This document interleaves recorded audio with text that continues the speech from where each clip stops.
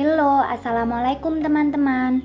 Kembali lagi di pembelajaran online bersama saya Arinal Husna mengenai ekosistem yang terdiri dari pengertian ekosistem, jenis ekosistem, dan komponen penyusun ekosistem. Oke, sebelum kita masuk ke pembahasan, saya akan menyampaikan tujuan pembelajaran kita kali ini. Tujuan yang pertama yaitu siswa mampu mengetahui pengertian ekosistem. Yang kedua, siswa mampu mengetahui jenis ekosistem. Dan yang ketiga, siswa mampu mengetahui komponen penyusun ekosistem.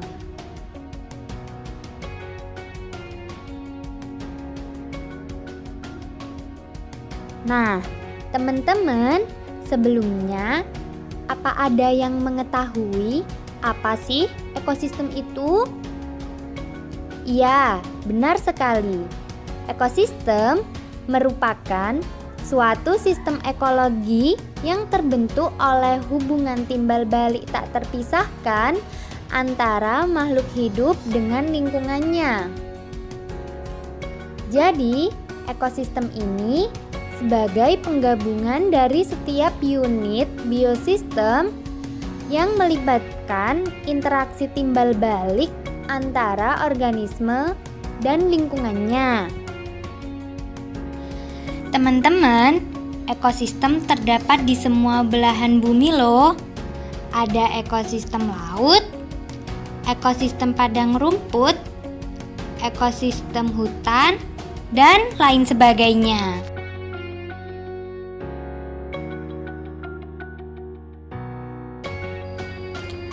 Perlu teman-teman ketahui bahwa ekosistem tersusun atas individu, populasi, dan komunitas.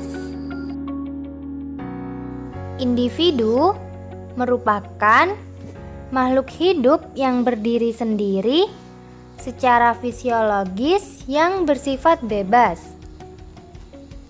Individu juga disebut sebagai satuan makhluk hidup tunggal, misalnya seekor hewan. Populasi merupakan sekelompok makhluk hidup dengan spesies yang sama dalam suatu wilayah dan waktu yang sama. Sedangkan komunitas merupakan seluruh populasi yang menempati daerah yang sama.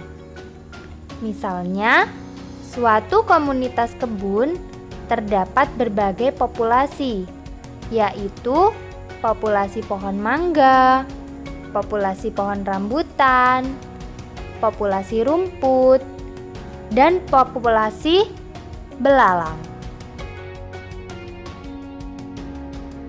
Nah, teman-teman, ekosistem terbagi menjadi dua jenis. Apa ada yang tahu? Ya, benar sekali. Ekosistem terbagi menjadi ekosistem alami dan ekosistem buatan. Untuk lebih jelasnya, saya akan bahas satu persatu. Silahkan teman-teman menyaksikan dan perhatikan ya.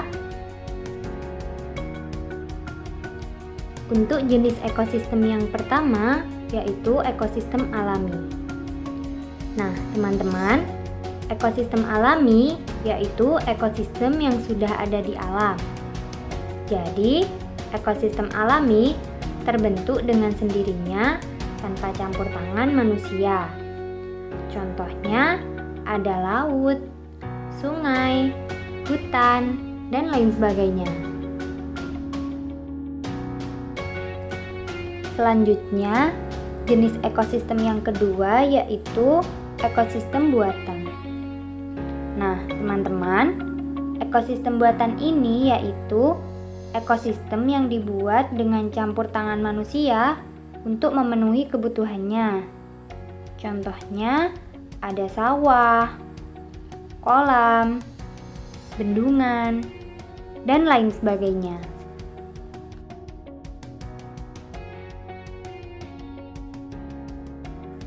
Nah, teman-teman, di sini apa ada yang tahu komponen apa saja sih yang menjadi penyusun dari ekosistem? Iya, betul. Komponen penyusun dalam ekosistem terbagi menjadi dua, yaitu komponen biotik dan komponen abiotik. Oke, teman-teman, komponen penyusun ekosistem yang akan saya jelaskan terlebih dahulu yaitu komponen biotik. Komponen biotik merupakan semua makhluk hidup yang terdapat di dalam sebuah ekosistem. Ada hewan, tumbuhan, mikroba, dan lain sebagainya. Nah, teman-teman, komponen ini nantinya akan membentuk sebuah rantai makanan yang akan menjaga kestabilan sebuah ekosistem.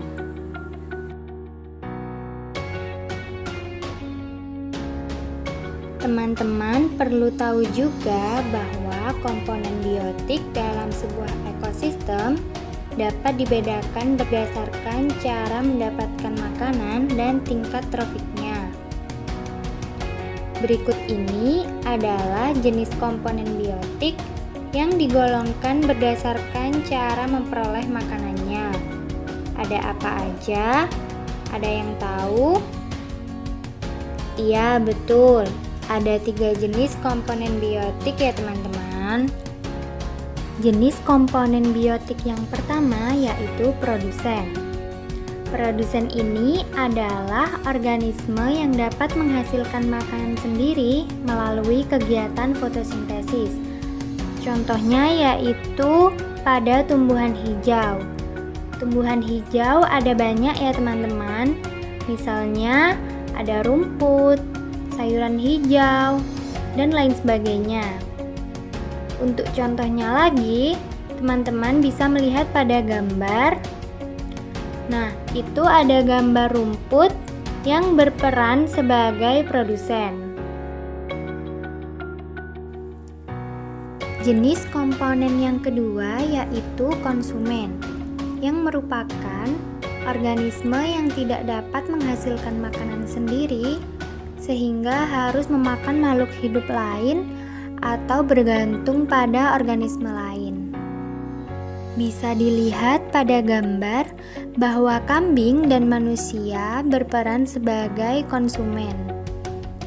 Apabila teman-teman sudah bisa membedakan mana produsen dan konsumen, kita akan lanjut pada komponen yang ketiga yaitu dekomposer.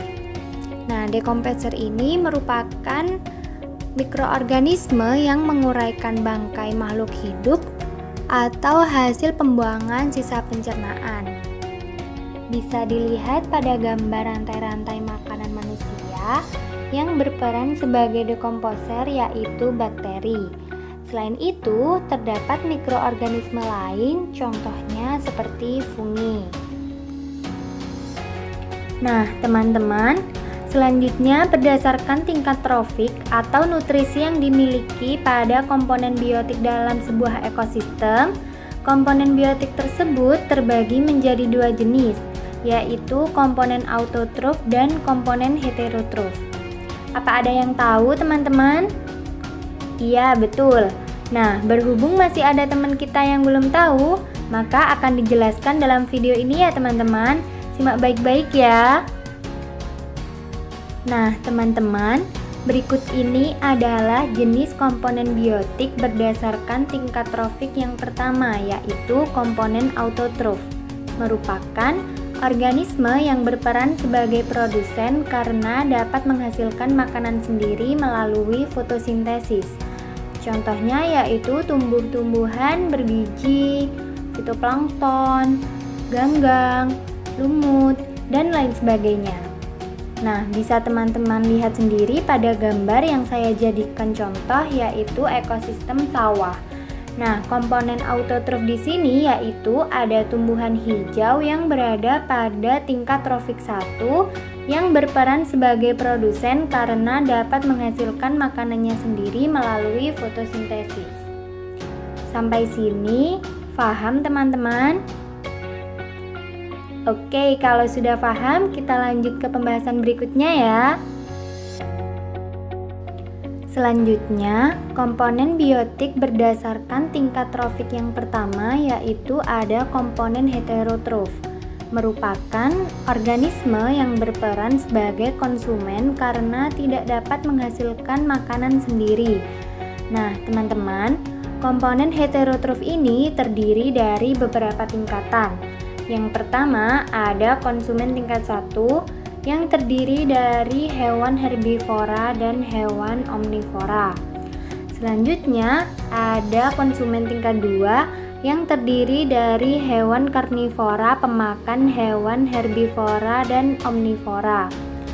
Selanjutnya ada konsumen tingkat 3 yaitu konsumen puncak ya teman-teman, yang terdiri dari hewan karnivora, pemakan hewan karnivora, dan omnivora. Dan yang terakhir ada dekomposer dan detritivor atau pengurai. Nah, teman-teman bisa dilihat sendiri pada gambar. Di gambar tersebut ada tingkatan trofik dari ekosistem sawah. Nah, tadi teman-teman sudah tahu ya pada trofik pertama yaitu ada produsen yang merupakan komponen autotrof.